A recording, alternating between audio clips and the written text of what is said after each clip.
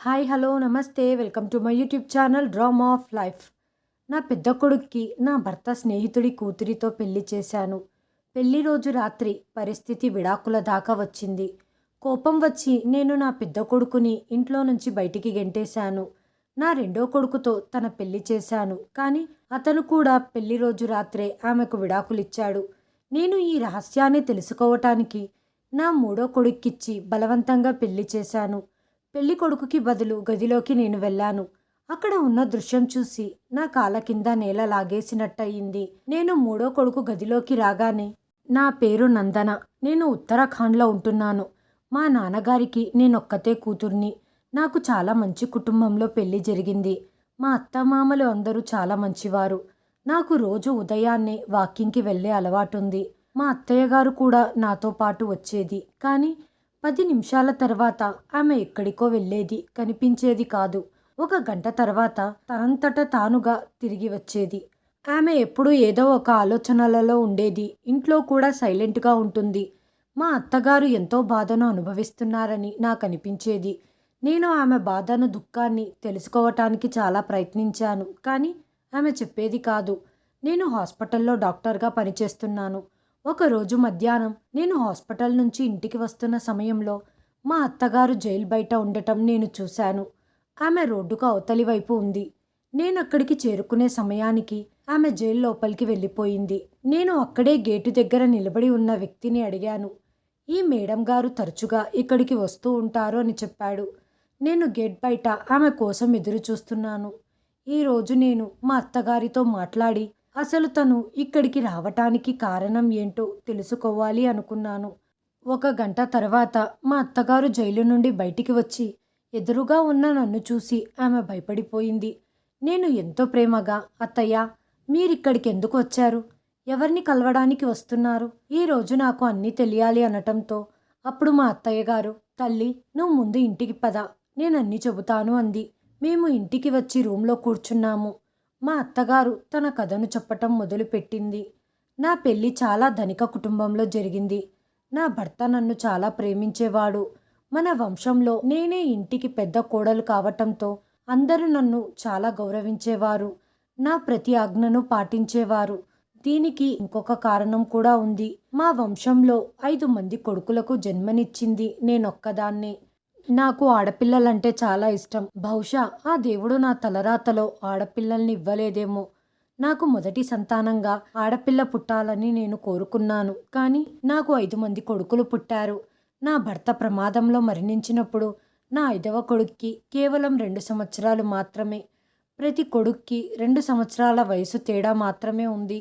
వారందరూ కలిసి ఒకేసారి యుక్త వయసుకు రావటంతో అందరి చూపు నా కొడుకుల మీదే ఉండేది. ఎందుకంటే వాళ్ళు చాలా హ్యాండ్సమ్గా ఉండేవారు. నేను వాళ్ళని బాగా పెంచాను. నేను నా పెంపకం గురించి చాలా గర్వపడేదాన్ని.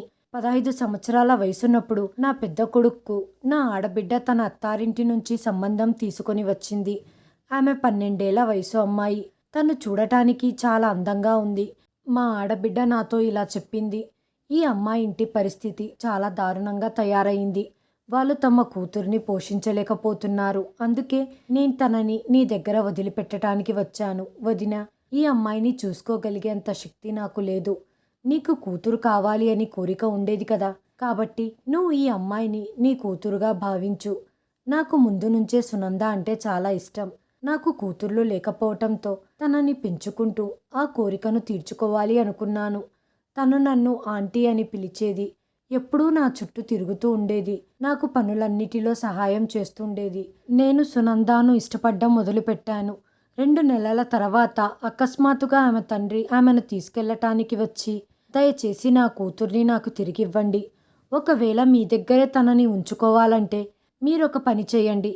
తన పేరు మీద కొంత ఆస్తిని రాయండి. తద్వారా ఆమె భవిష్యత్తు సురక్షితంగా ఉంటుంది అని చెప్పటంతో సునంద నా నుంచి దూరం అవ్వటం నేను సహించలేకపోయాను. అందుకే నేను ఫ్లాట్లలో ఒకటి తన పేరు మీద పెడితే ఆమె తండ్రికి కొంత ఉపశమనం కలుగుతుందని నేను ఆ ఫ్లాట్ను తన పేరు మీద రాశాను. దానితో అతడు నిశ్శబ్దంగా వెళ్ళిపోయాడు. సునంద తల్లిదండ్రులు కూడా అప్పుడప్పుడు తనని కలవటానికి వచ్చేవారు. అప్పుడప్పుడు తను కూడా తన తల్లిదండ్రుల్ని కలవటానికి వెళ్తూ ఉండేది.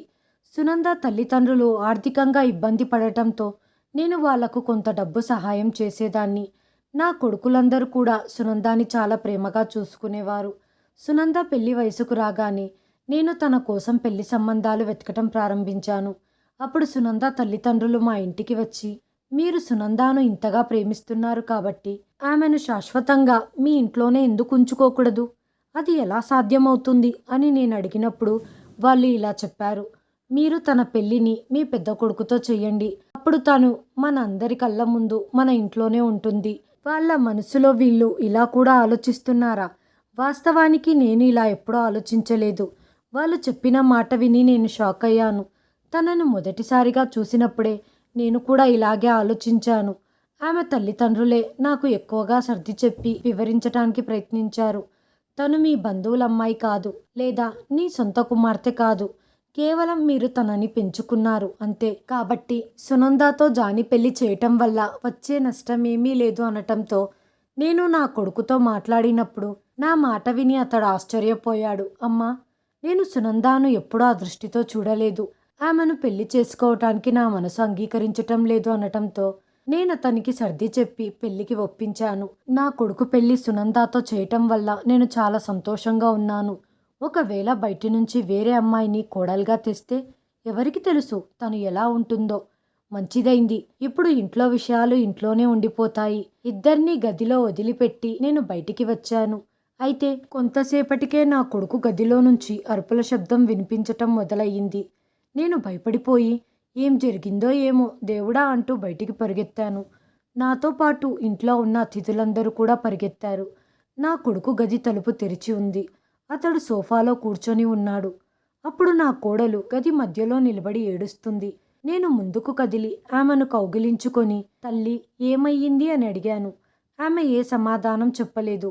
నా కొడుకు సోఫాలో నుంచి లేచి, అమ్మా, నేను తనకి విడాకులు ఇవ్వాలనుకుంటున్నాను అని చెప్పటంతో అతని మాట విని నేను షాక్కు గురయ్యాను. ఇంట్లో ఉన్న బంధువులందరూ ఆశ్చర్యంతో నోరు తెరిచేశారు. నవవధువు గదిలోకి రాగానే భార్యకు విడాకులు ఇవ్వటం వంటి మాటలను ఎందుకు మాట్లాడుతున్నాడు అని నాకు తన మీద కోపం వచ్చి నా కొడుకు ముఖం మీద లాగిపెట్టి కొట్టి, ఒరేయ్, నువ్వేం వాగుతున్నావు? నువ్వు స్పృహలోనే ఉన్నావా? నేను నిజం చెబుతున్నాను. నేను నిజంగానే తనకు విడాకులు ఇవ్వాలనుకుంటున్నాను అనటంతో నేను నా కొడుకుని మళ్ళీ కొట్టి గట్టిగా అరుస్తూ, అసలు నువ్వు ఎందుకు ఇలా చేస్తున్నావు అని అడగ్గా తను సమాధానం ఏమీ ఇవ్వకపోవటంతో నాకు కోపం వచ్చి నా కొడుకుని ఇంట్లో నుంచి బయటికి గెంటేశాను. ఈ రోజు నుంచి నువ్వు నాకు చచ్చిన వాడితో సమానం. మళ్ళీ నువ్వు ఈ ఇంట్లోకి అడుగుపెట్టకు అని చెప్పటంతో నా కొడుకు ఇంటి నుంచి బయటికి వెళ్ళిపోయాడు. కానీ అతడు తన భార్యతో ఎందుకు విడాకులు తీసుకోవాలి అనుకున్నాడో అది మాత్రం చెప్పలేదు. అందుకే నేను నా కోడల్ని అడగ్గా, నా కొడుకు నీకెందుకు విడాకులు ఇవ్వాలనుకుంటున్నాడు ఆంటీ, నాకు తెలియదు.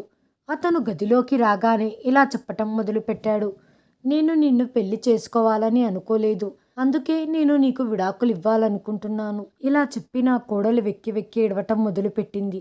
అక్కడ ఉన్న బంధువులందరూ మా గురించి నీచంగా మాట్లాడుకోవటం మొదలుపెట్టారు.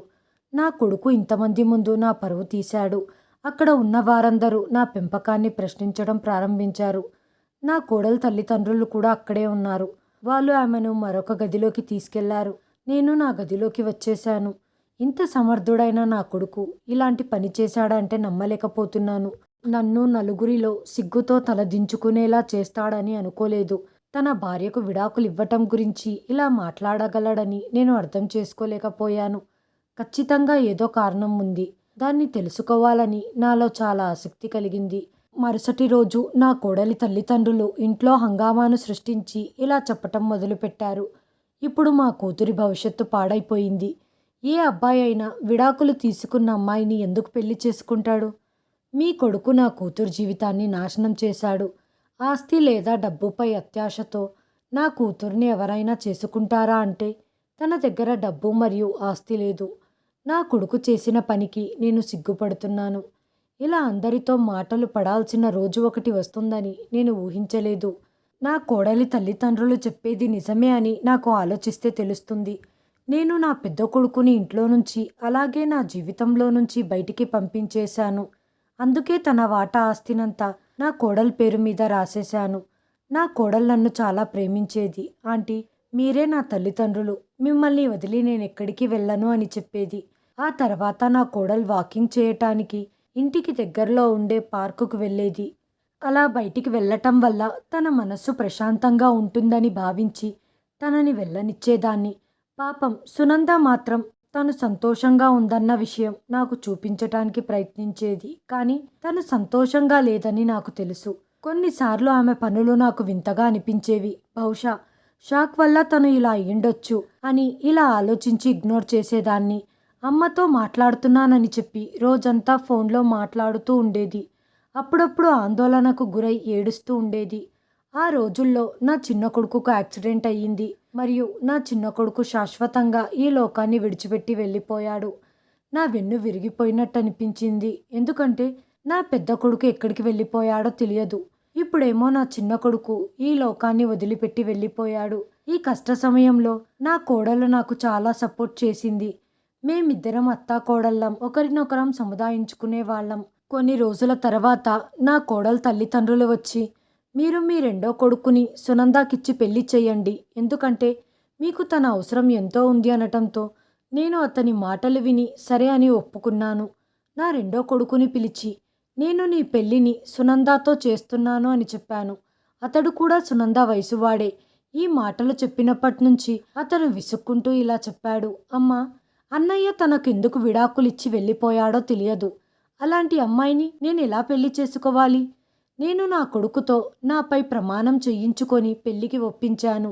ఒకవేళ నువ్వు సునందాన్ని పెళ్లి చేసుకోకపోతే నా శవాన్ని చూస్తావనటంతో అతను పెళ్లికి అంగీకరించాడు. తన పెళ్లి జరిగిపోయింది. పాపం నా కోడలు, ఆంటీ, మీరు నా తల్లితో సమానం.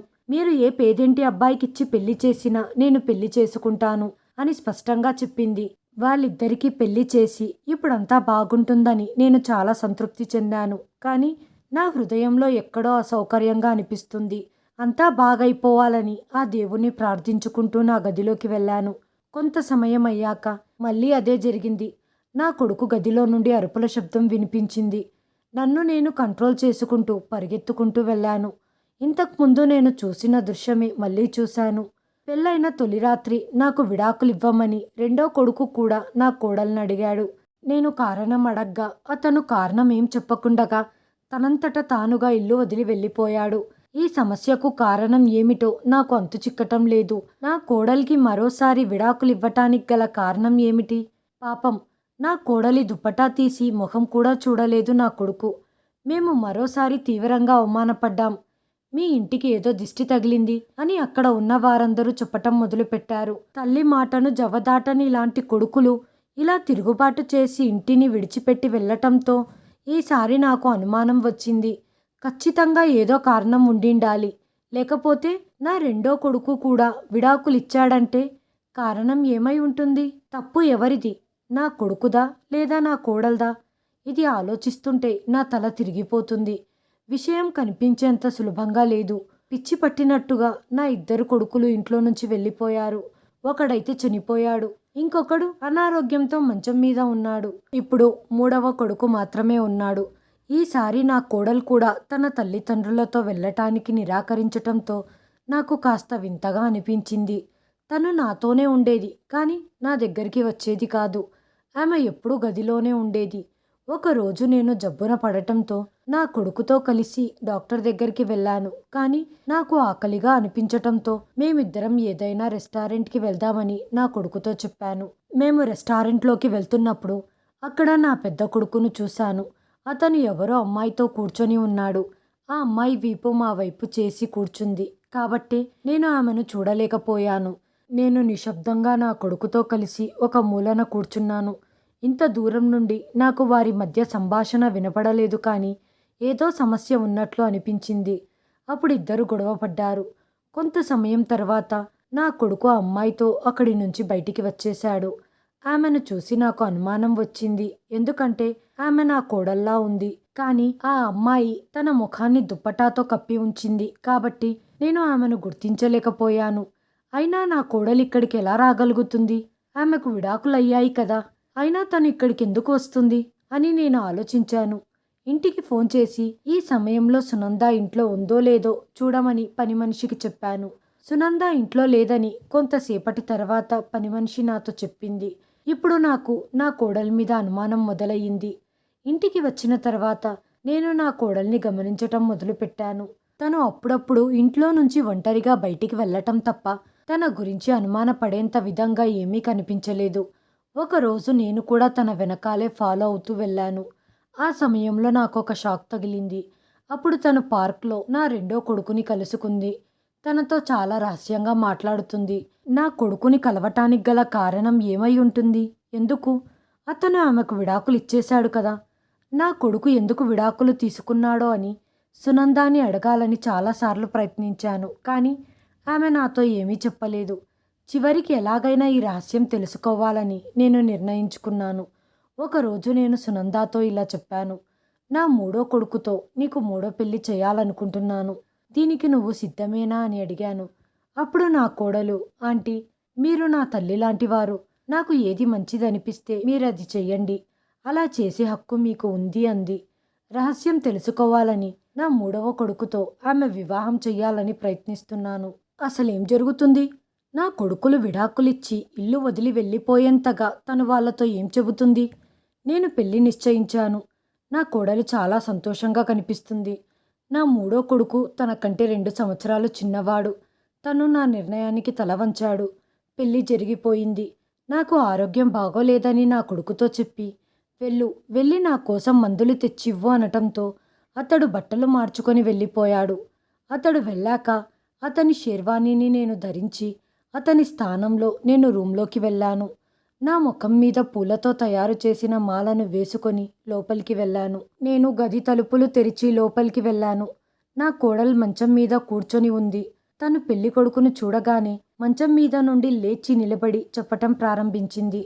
ఇప్పుడు నువ్వు నా భర్తవి, నాకు తెలుసు. కానీ నేనెప్పటినుంచో నిన్ను నా చిన్న తమ్ముడుగా భావించాను. ఆ రూపంలో ఉన్న నిన్ను భర్తగా అంగీకరించలేను. నీకు గుర్తుందా? నువ్వు నేను కలిసి చిన్నతనంలో ఆడుకునేవాళ్ళం, పోట్లాడుకునేవాళ్ళం.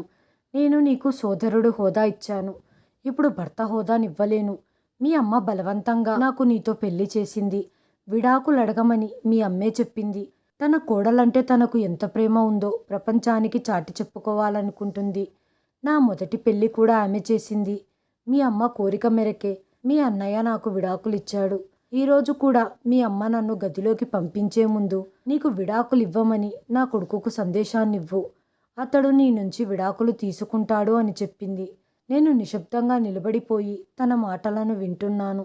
నేను చెప్పేది మీరు నమ్మలేకపోతే మా అమ్మను అడిగి తెలుసుకోండి అని తను తన తల్లికి ఫోన్ చేసిన వెంటనే కొంతసేపటికి వాళ్ళమ్మ కూడా గదిలోకి వచ్చి, బాబు, తను నిజమే చెబుతుంది.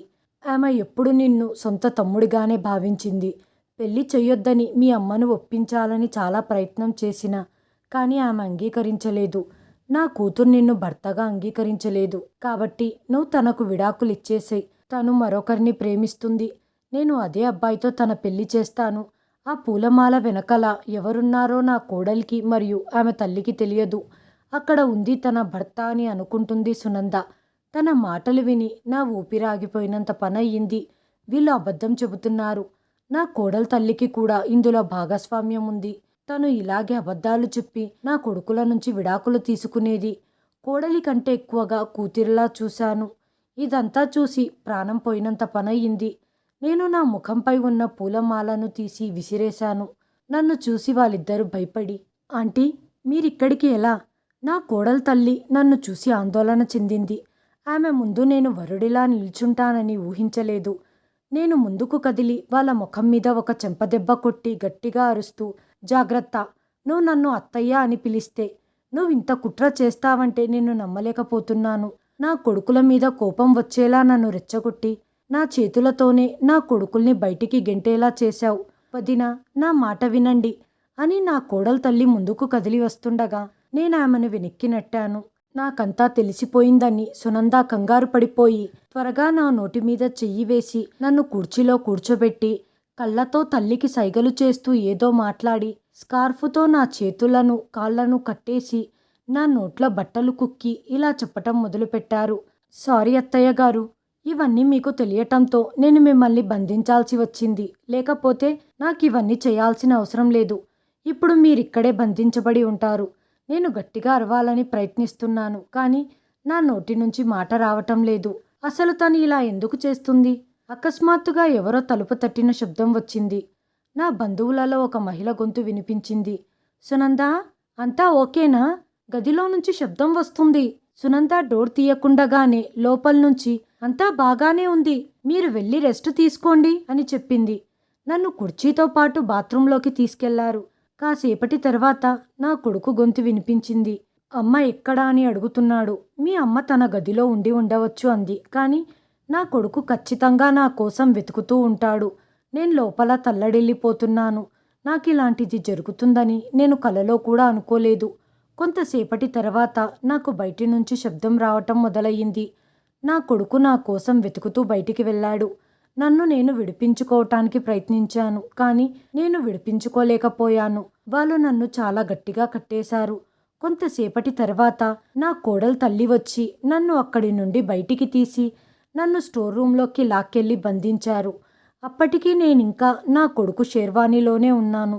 స్టోర్ రూంలో చాలా వేడిగా ఉంది. మెల్లగా నా పరిస్థితి దిగజారిపోతుంది. నా కొడుకు నా కోసం వెతుకుతూ ఉంటాడని నాలో ఆశ ఉంది. కానీ పూర్తిగా ఒక్కరోజు గడిచిపోయినా అక్కడికి ఎవ్వరూ రాలేదు. నన్ను అక్కడ బంధించి 2 రోజులయ్యింది. సునంద వచ్చి ఒక్కరోజు మాత్రమే ఆహారం ఇచ్చింది. నేను ఆకలితో చచ్చిపోతున్నాను. నన్ను నేను విడిపించుకోవటానికి గత 2 రోజులుగా ప్రయత్నం చేయటం మొదలుపెట్టాను. సాయంత్రంలోపు నా శక్తినంతా కూడగట్టుకొని కుర్చీకి కట్టిన స్కార్ఫ్ను వదులుగా చేసుకున్నాను. మరియు రాత్రికి నేను విడిపించుకున్నాను. సునంద తలుపులు తెరిచి లోపలికి రాగానే నేను స్టోర్ రూంలో ఉండే కర్రను తీసుకొని ఆమె తల మీద గట్టిగా కొట్టి ఆమెను స్పృహ తప్పేలా చేశాను. నేను త్వరగా స్టోర్ రూంలో నుంచి పరిగెత్తుకుంటూ బయటికి వచ్చాను. పాపం నా కొడుకు నా కోసం వెతికి వెతికి అలసిపోయాడు. నేను గట్టిగా అరుస్తూ నా కొడుకుని పిలవటం మొదలుపెట్టాను. నా గొంతు వినగానే అతడు పరిగెత్తుకుంటూ నా దగ్గరికి వచ్చాడు. అరిచి అరిచి నా పరిస్థితి దారుణంగా ఉంది. నీ భార్య సునంద నన్ను కిడ్నాప్ చేసి స్టోర్ రూంలో బంధించిందని నా కొడుకుతో చెబుతూ నేను స్పృహ తప్పి పడిపోయాను. కళ్ళు తెరిచి చూసేసరికి హాస్పిటల్ బెడ్పై ఉన్నాను. నా 2 పెద్ద కొడుకులు కూడా నా ముందు నిలబడి ఉన్నారు. వాళ్ళిద్దరిని చూసి నాకు చాలా సంతోషంగా అనిపించింది. నాకొక్కసారిగా బాగైపోయిందన్న ఫీలింగ్ వచ్చింది. నేను సునంద గురించి అడిగినప్పుడు నా చిన్న కొడుకు ఇలా చెప్పాడు. ఆ మోసగత్తె తన తల్లిదండ్రులతో కలిసి జైల్లో ఉందని నా కొడుకు జరిగిన కథంతా చెప్పటం ప్రారంభించాడు. మొదటి నుంచి నా కోడలు తల్లిదండ్రులకు నా ఆస్తిపై కన్ను ఉండేది. నా భర్త చనిపోయాడని తెలిసాక వాళ్ళు ఒక ప్లాన్ వేశారు. ముందుగా అతని కూతుర్ని నాకిచ్చేశాడు. సునంద ద్వారా ఆస్తిని స్వాధీనం చేసుకోవాలనుకున్నారు. సునంద నా పెద్ద కొడుకుని పెళ్లి చేసుకొని పెళ్లి రోజు రాత్రి అతడితో, నేను నిన్నెప్పుడూ మా అన్నయ్యగానే భావించాను. మీతో ఈ బంధాన్ని నేను కొనసాగించలేను. నేను మరొకరిని ఇష్టపడుతున్నాను. నాకు విడాకులు ఇచ్చేసేయండి అని చెప్పేది. అలా నా కొడుకులను ఒక్కొక్కరిగా ఇంటి నుంచి తరిమి కొట్టడమే తన లక్ష్యం. తద్వారా ఆమె నా ఆస్తికు ఏకైక యజమానురాలు అవ్వాలి అన్న తన ప్లాన్ సక్సెస్ అయ్యింది. నేను నా కొడుకులను ఇంటి నుంచి బయటికి గెంటేశాను. తను నా 2వ కొడుకుతో కూడా ఇదే మాట చెప్పి విడాకులు తీసుకుంది. ఇంట్లో నుంచి బయటికి గెంటేసిన తర్వాత తను నిజాయితీ పరురాలని నిరూపించుకోవటం కోసం వాళ్ళని కలుస్తూ, మీ అమ్మ మిమ్మల్ని ఇంటి నుండి మరియు తన జీవితం నుండి బయటికి గెంటేసింది. మీరు కూడా ఆమెతో మీ సంబంధాన్ని తెంచుకోండి మరియు ఇంటికి ఇక ఎప్పుడూ తిరిగి రావద్దండి అని చెప్పేది. ఇదంతా నేను సహించగలిగాను. కానీ ఆ వ్యక్తులు ఆస్తి కోసం అత్యాశతో ఉద్దేశపూర్వకంగా నా కొడుకుని యాక్సిడెంట్ చేసి చనిపోయేలా చేశారు. ఆ దేవుడి దయ వల్ల ఒకరు బ్రతికి బయటపడితే ఒకరు చనిపోయారు. ఈ ముగ్గురు కలిసి సంతోషకరమైన నా కుటుంబాన్ని నాశనం చేశారు. నా కూతురంటూ తనకు ప్రేమను కురిపిస్తే తను ఇలా తయారయ్యి నా కుటుంబాన్ని మింగేయాలనుకుంది. ఆమెకు ఇదంతా తన తల్లిదండ్రులు నేర్పించారు. ఇప్పుడు ఆ ముగ్గురు జైల్లో ఉన్నారు. అప్పుడప్పుడు నేను సునందాన్ని చూడటానికి జైలుకి వెళ్ళేదాన్ని. నిజానికి నేను తనని కూతురుగా భావించి పెంచాను. తనని చూడాలి అని మనసు కనిపిస్తే నేను జైలుకు వెళ్తాను. తను నన్ను క్షమించమని కోరింది, కానీ నేను తనను ఎప్పటికీ క్షమించలేను. ఎట్టి పరిస్థితులలోనూ తిరిగి రాకుండగా నా పెద్ద కొడుకు అతని ముఖం చూపించుకోలేని విధంగా తను నా నుంచి దూరం చేసింది. నా 3 కొడుకులకు మళ్ళీ పెళ్లి చేశాను అని మా అత్తగారు చెప్పారు. నా పెద్ద కొడుకు జానీ పెళ్ళి నీతో చేశాను. ఈరోజు నా కొడుకులు తమ తమ జీవితంలో చాలా సంతోషంగా ఉన్నారు. నేను ఉదయం నీతో పాటు వాకింగ్కి వస్తూ వస్తూ అక్కడి నుంచి దారి మార్చి చనిపోయిన నా కొడుకు సమాధి దగ్గరికి వెళ్ళి అతని ఆత్మకు శాంతి చేకూరాలని 1 గంట పాటు ప్రార్థన చేస్తాను. అప్పుడు నా మనసులో చాలా ఉపశమనంగా అనిపిస్తుంది. హాయ్ ఫ్రెండ్స్, ఈ వీడియోను చివరి వరకు చూసినందుకు ధన్యవాదాలు. ప్లీజ్ సబ్స్క్రైబ్ చేయండి, లైక్ చేయండి, షేర్ చేయండి, కామెంట్ చేయండి. Thanks for watching.